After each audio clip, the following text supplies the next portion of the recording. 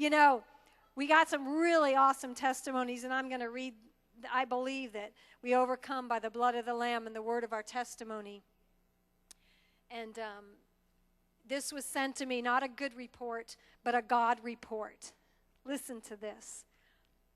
Greetings, family and friends. It is late and I am beyond tired, but my spirit is higher than high. Shelley is alive. She is now, listen, this late, and I'll explain to you in just a minute, says, she is now stated as recovering from sepsis. We were told this morning about 7 o'clock. That was February 18th.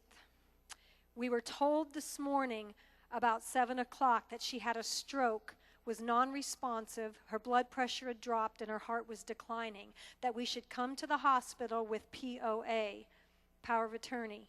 They had called the family in. This was one of our wonderful sisters, Tina Tyson. She is part of the ministry team, and this was her mother. She loves her mother, and she had gone to the hospital about 5 days ago.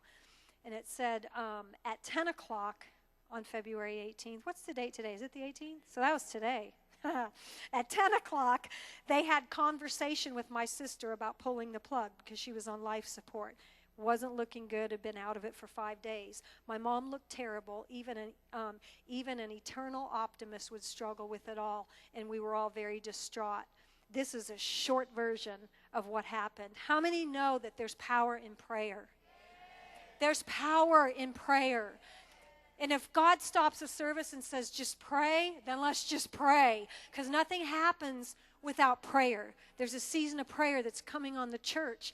And it is not a prayer, oh, God, I got to pray. It is hop on the boat, hop on the freight train, and get on and start praying and be in unity. Be in unity. God's going to move mountains when the church comes into unity. When we start praying in unity and we start pushing in.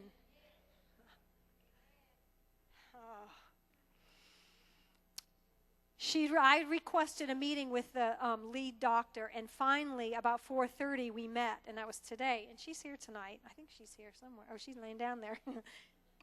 And this is what he said. In his opinion, she would now recover. By this time of the day, her vital signs had returned to stable. She'd been out of it for 5 days. By 9 o'clock, she's taken off her meds. At 7 o'clock, they said, it's over. But by 9 o'clock, she's taken off her meds, except for an antibiotic. She is still on the ventilator, but that will be coming off as soon as she is fully awake. She's been sedated for 5 days, I think. Also, the last test result came in around 10. That's just another hour later. The CT scan revealed that she did not have a stroke. They said she had a stroke, but she did not. That was not a natural thing. She's an older woman.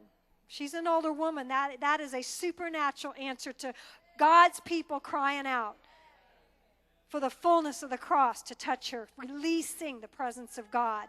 And she said, our hearts now cry with joy. Isn't that the reason God watches over his word to do it?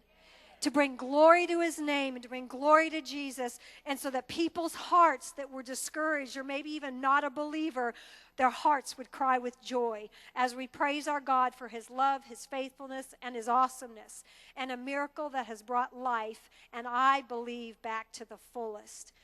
And this is to you guys who prayed. I can't thank you enough for your prayers. My family and I have felt them, and they have been sustained, and they have sustained us to victory.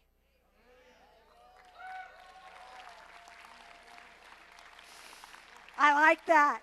So thank you, thank you, thank you. XOXOXO, I think that means hugs and kisses, hugs and kisses, hugs and kisses to all.